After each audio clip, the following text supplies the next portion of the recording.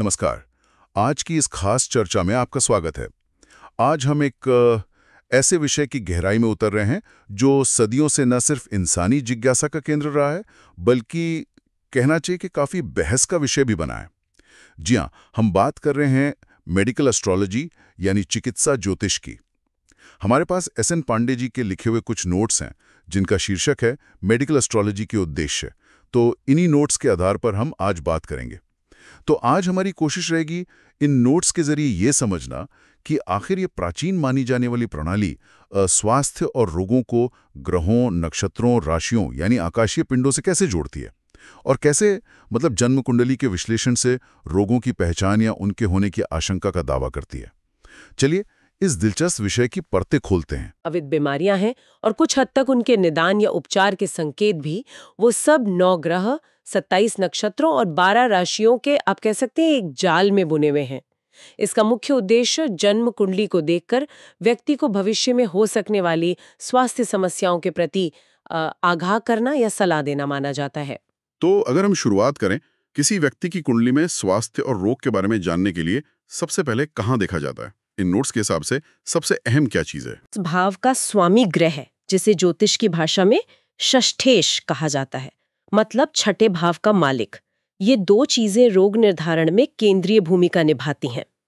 एक जो बुनियादी नियम है, नियम A1, वो यही कहता है कि छठा भाव और उसका स्वामी ग्रह यानी षष्ठेश हमें रोग की प्रकृति, मतलब वो किस तरह का होगा, शरीर का कौन सा अंग उससे प्रभावित हो सकता है, बीमारी के पीछे के कारक क्या हो सकते हैं और उससे कितनी पीड़ा या परेशानी होगी, इसका अंदाजा देते हैं।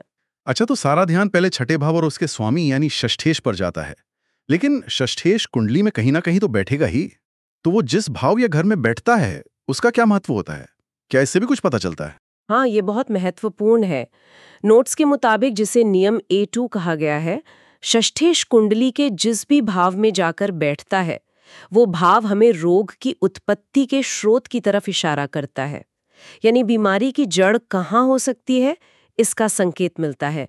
इतना ही नहीं, षष्ठेश की ये स्थिति रोग के भविष्य यानी उसके पूर्वानुमान, उसकी खासियतों और यहाँ तक कि किन तरीकों या उपचारों से उसे नियंत्रित किया जा सकता है, इसके बारे में भी जानकारी दे सकती है। अच्छा, तो षष्ठेश कहाँ बैठा है, ये विश्लेषण का एक बहुत अहम हिस्सा बन जाता है। ये तो काफी विस्तृत होता जा रहा है।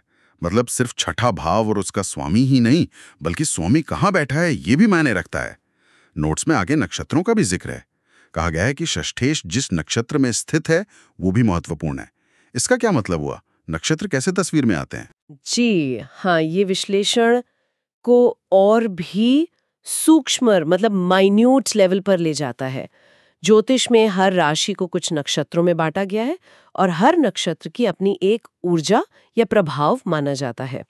नोट्स के अनुसार नियम A3 कहता है कि षष्ठेश जिस विशेष नक्षत्र में स्थित होता है, वो नक्षत्र रोग के शुरू होने के संभावित समय का संकेत दे सकता है। कब बीमारी उभर सकती है, इसका अनुमान लगाने में नक्षत्र मदद कर सकता है। इसका अनुमान लगाने में नक्षत्र मदद कर सकता है। इसके अलावा ये नक्षत्र ये भी दर्शा सकता है कि रोग का शारीरिक प्रभाव कितना गहरा होगा, कौन से अंदरूनी अंग ज्यादा प्रभावित हो सकते हैं और ये बीमारी व्यक्ति को कितनी लंबी अवधि तक परेशान कर सकती है। तो नक्षत्र एक तरह से टाइमिंग और प्रभाव की बारीकियां जोड़ता है। दिलचस्प है कि समय और प्रभाव की गहराई नक्षत्र से जुड़ जाती है। अच्छा, अब वापस छठे भाव पर आते हैं। क्या छठे भाव में अगर कोई ग्रह बैठा हो तो उसका भी सीधा असर होता है षष्ठेश के अलावा? बिल्कुल, छठे भाव में बैठे ग्रह भी बहुत महत्वपूर्ण माने जाते हैं। नियम A4 इसी पर है। नोट्स बताते हैं कि यदि छठे भाव में कोई ग्रह स्थित है तो वे ग्रह रोग के विकास की दिशा को प्रभावित कर सकते हैं। जैसे क्या बीमारी बढ़ेगी, क्या उसमें नई जटिलताएं यानी कॉम्प्लिकेशंस पैदा होंगी, रोग की गंभीरता कम होगी या ज्यादा, इन सब बातों का संकेत छठे भाव में बैठे ग्रहों से मिल सकता है। कभी कभी तो ये भी कहा जाता है कि एक ही ग्रह कई तरह की स्वास्थ्य समस्याओं का कारण बन सकता है अगर वो छठे भाव में हो। और यही नहीं, समय समय पर आसमान में ग्रहों की बदलती स्थिति, जिसे गोचर या ट्रांजिट कहते हैं, उसका हमारी सेहत और चल रही बीमारियों पर क्या असर पड़ेगा, इसकी व्याख्या भी छठे भाव में बैठे ग्रहों को देखकर की जा सकती है। तो छठे भाव में ग्रहों का बैठना रोग के विकास और उसकी गंभीरता को दिखाता है। अब ज्योतिष में एक और चीज होती है, ग्रहों की दृष्टि। क्या इसका भी रोग विश्लेषण में कोई स्थान है?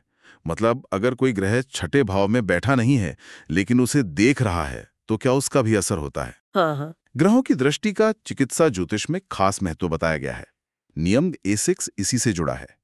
दृष्टि का सीधा मतलब है कि ग्रह सिर्फ उसी भाव को प्रभावित नहीं करते जहां वे बैठे हैं, बल्कि कुछ अन्य भावों पर भी अपनी नजर या प्रभाव डालते हैं। नोट्स के अनुसार जो ग्रह छठे भाव पर दृष्टि डालते हैं वे भी कई महत्वपूर्ण संकेत दे सकते हैं। जैसे रोग को भड़काने वाले कारक क्या हो सकते हैं, ट्रिगर्स, रोगी किस तरह की चिकित्सा पद्धति मतलब ट्रीटमेंट मोडालिटी की तरफ आकर्षित होगा, एलोपैथी, आयुर्वेद, होम्योपैथी, उसे दूसरों से जैसे डॉक्टर या सलाहकार से किस तरह का मार्गदर्शन मिलेगा। ये दृष्टि डालने वाले ग्रह ये भी बता सकते हैं कि क्या रोग शरीर के केवल एक हिस्से तक सीमित रहेगा या अन्य भागों में फैलने की आशंका है। अच्छा। और यहीं पर एक और रोचक बिंदु है, नियम A7 जो ग्रहों की आपसी स्थिति से जुड़ा है। नोट्स में एक नियम का जिक्र है जो कहता है कि असल में रोग का आक्रमण या उसे सक्रिय करने वाले ग्रह वे होते हैं जो छठे भाव के स्वामी यानी षष्ठेश के अंश या डिग्री के बहुत करीब हों, या फिर जन्म के समय चंद्रमा जिस अंश पर था उसके बहुत करीब हों। ऐसा माना जाता है कि ग्रहों की ये नज़दीकी उन्हें रोग को ट्रिगर करने में मुख्य भूमिका देती है। अच्छा, तो ग्रहों की डिग्री या अंशों की निकटता भी बीमारी को शुरू करने में एक भूमिका निभा सकती है। वाह। अब नोट्स में कुछ विशेष ग्रह स्थितियों का भी जिक्र है, जैसे षष्ठेश का परिवर्तन योग में होना। ये क्या होता है और इसका क्या मतलब है? जाते हैं। उदाहरण के लिए मान लीजिए मंगल ग्रह शुक्र की राशि तुला में बैठा है और शुक्र ग्रह मंगल की राशि मेष में, इसे परिवर्तन योग कहेंगे। अब नोट्स के अनुसार नियम A8 कहता है कि अगर छठे भाव का स्वामी षष्ठेश किसी अन्य ग्रह के साथ इस तरह के परिवर्तन योग में शामिल हो तो ये इस बात का संकेत हो सकता है कि रोग की जो मूल स्थिति है उसमें कोई बड़ा बदलाव आ सकता है। ये बदलाव बेहतरी के लिए भी हो सकता है या स्थिति बिगड़ भी सकती है। ये योग बनाने वाले ग्रहों की प्रकृति और अन्य कारकों पर निर्भर करेगा। व्यावहारिक स्तर पर देखें तो ये रोगी के डॉक्टर बदलने, अस्पताल बदलने या इलाज का तरीका बदलने का भी संकेत हो सकता है। मतलब कुछ ना कुछ परिवर्तन या अदला बदली की संभावना बनती है। और एक और स्थिति जिसका जिक्र है वो है षष्ठेश का वक्री होना, जिसे अंग्रेजी में रेट्रोग्रेड कहते हैं। नोट्स कहते हैं कि ये स्थिति चुनौतीपूर्ण हो सकती है। वक्री होने का क्या मतलब है और ये क्यों मुश्किल माना जाता है? वक्री होने का मतलब है कि पृथ्वी से देखने पर कोई ग्रह आकाश में पीछे की ओर चलता हुआ प्रतीत होता है, हालांकि वास्तव में ऐसा नहीं होता। ज्योतिष में ग्रहों की इस वक्री चाल का विशेष महत्व है। नोट्स के अनुसार नियम A9 के तहत अगर छठे भाव का स्वामी यानी षष्ठेश वक्री हो तो इसे अक्सर एक मुश्किल या जटिल स्थिति माना जाता है। इसका एक संभावित अर्थ यह हो सकता है कि रोगी को सही और उचित उपचार मिलने के बावजूद उसकी स्थिति में अपेक्षित सुधार नहीं हो रहा है। और चिंता की बात यह है कि रोग के ठीक होने के बाद उसके दोबारा उभर आने मतलब रिलैप्स की आशंका बढ़ जाती है। नोट्स तो यहाँ तक कहते हैं कि कभी-कभी ये वापसी पहले से भी ज्यादा गंभीर या घातक साबित हो सकती है। इसलिए षष्ठीस का वक्री होना एक तरह की चेतावनी का संकेत माना जाता है। ये वाकई ध्यान देने वाली बात है। तो मतलब सिर्फ ये नहीं कि ग्रह कहाँ बैठा है, बल्कि उसकी चाल कैसी है, सीधी या वक्री, ये भी रोग के वैरलाव मतलब उसके आगे बढ़ने के तरीके को बहुत प्रभावित कर सकती है। बिल्कुल सही। ज्योतिषीय विश्लेषण में ग्रहों की स्थिति यानी प्लेसमेंट, दृष्टि यानी एस्पेक्ट, युति यानी कंजंक्शन, ग्रहों का एक साथ बैठना, उनकी चाल मतलब मोशन, सीधी या वक्री, उनकी शक्ति या स्ट्रेंथ, इन सभी पहलुओं को ध्यान में रखा जाता है। यहाँ तक कि नोट्स में एक और नियम का भी संकेत है कि छठे भाव में बैठे ग्रहों पर किन ग्रहों की दृष्टि पड़ रही है, इस पर भी विचार करना चाहिए, क्योंकि वे ग्रह भी रोग की स्थिति को सुधारने या बिगाड़ने में अपनी भूमिका निभा सकते हैं। यह एक आप कह सकती हैं बहुस्तरीय विश्लेषण है। क्या ये प्रणाली उन रोगों में कोई भेद करती है जो जन्म से ही होते हैं और जो बाद में जीवन में आते हैं, मतलब कॉन्जेनिटल और एक्वायर्ड डिजीज? हाँ, नोट्स इस पर भी रोशनी डालते हैं और दोनों के विश्लेषण के लिए अलग-अलग तरीके सुझाते हैं। नियम A13 जन्मजात या वंशानुगत रोगों की बात करता है। इनकी पहचान के लिए जन्म के समय चल रही दशाभुक्ति का विश्लेषण महत्वपूर्ण माना जाता है। दशाभुक्ति ज्योतिषीय समय अवधियां होती हैं जो ग्रहों के प्रभाव को जीवन के अलग-अलग चरणों में दिखाती हैं। एक खास संकेत ये भी बताया गया है कि यदि जन्म कुंडली में लग्न मतलब जन्म के समय पूर्व दिशा में उदित होने वाली राशि, जिसे असेंडेंट कहते हैं, या लग्न का स्वामी ग्रह किसी विशेष नक्षत्र के बहुत निकट हो, तो ये किसी वंशानुगत या जन्मजात रोग की ओर इशारा कर सकता है। अच्छा। वहीं दूसरी तरफ नियम A14 उन बीमारियों की बात करता है जो जीवन में बाद के वर्षों में होती हैं। उनके विश्लेषण के लिए रोग शुरू होने के समय चल रही दशा भुक्ति को देखा जाता है। साथ ही उस समय आकाश में प्रमुख ग्रहों, खासकर धीमी गति से चलने वाले ग्रहों जैसे शनि, बृहस्पति, राहु और केतु की गोचर स्थिति यानी ट्रांजिटिंग पोजीशन का विश्लेषण भी महत्वपूर्ण माना जाता है। तो समय का तत्व, चाहे वो जन्म का हो या रोग शुरू होने का, विश्लेषण का एक अहम हिस्सा है। अब एक नियम ऐसा है, नियम A15, जो थोड़ा चौंकाता है बल्कि विरोधाभासी सा लगता है।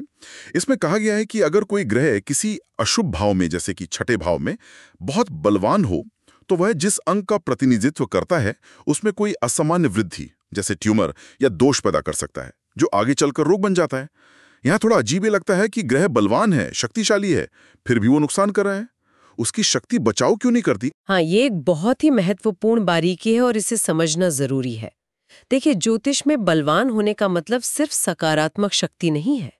यहाँ बलवान होने का अर्थ है कि उस ग्रह का प्रभाव बहुत तीव्र, स्पष्ट और प्रबल है। अब अगर ऐसा बलवान ग्रह किसी अशुभ या नकारात्मक माने जाने वाले भाव, जैसे छठा भाव जो रोग का भाव है, में बैठ जाए, तो उसका ये तीव्र प्रभाव नकारात्मक रूप में ही प्रकट होगा। यानी वह जिस चीज का कारक है उसमें असामान्य या अनियंत्रित वृद्धि, जैसे गांठ या ट्यूमर, विकृति या किसी तरह का दोष पैदा करेगा, जो अंततः रोग का रूप ले लेता है। तो इस संदर्भ में ग्रह की शक्ति समस्या को कम करने के बजाय बढ़ा सकती है, क्योंकि वह गलत जगह पर अपनी पूरी ताकत से प्रभाव डाल रहा है। लेकिन इसी नियम का दूसरा हिस्सा एक बहुत ही दिलचस्प पहलू जोड़ता है, जो इस विरोधाभास को थोड़ा सुलझाता है। नोट्स कहते हैं कि यदि किसी तरह उस प्रभावित अंग को बदल दिया जाए, जैसे आधुनिक चिकित्सा में अंग प्रत्यारोपण या कोई सर्जिकल सुधार, तो उसी बलवान ग्रह की जो मूल शक्ति है, वो व्यक्ति को उस नई स्थिति के साथ तालमेल बिठाकर सामान्य जीवन जीने में मदद कर सकती है।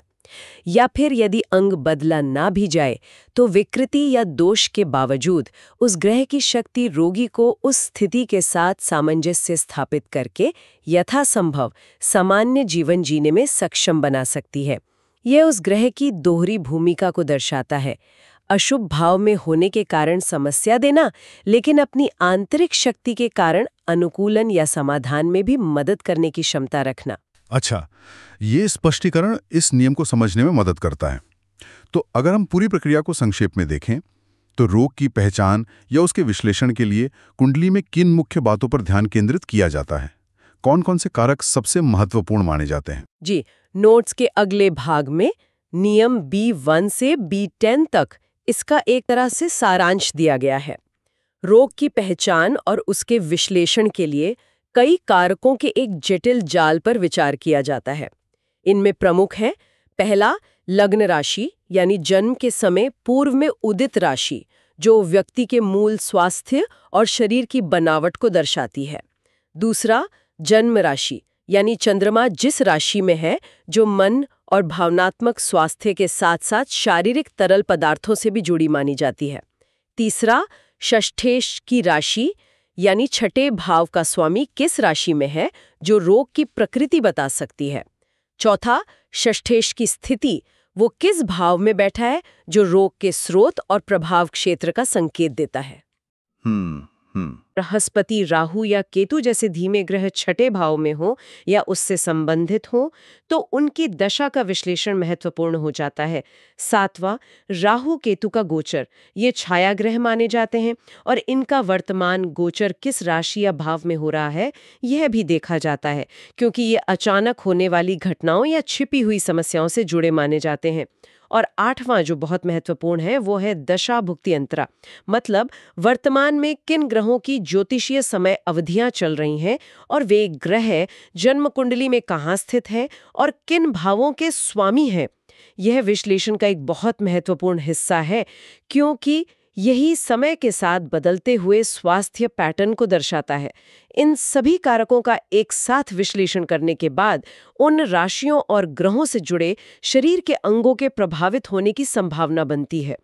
ये एक समग्र तस्वीर बनाने की कोशिश है। इतने सारे नियम, इतने सारे कारक, छठे भाव का स्वामी, उसमें बैठे ग्रह, उन पर दृष्टि, नक्षत्र, दशा, गोचर, ये तो काफी जटिल लगता है।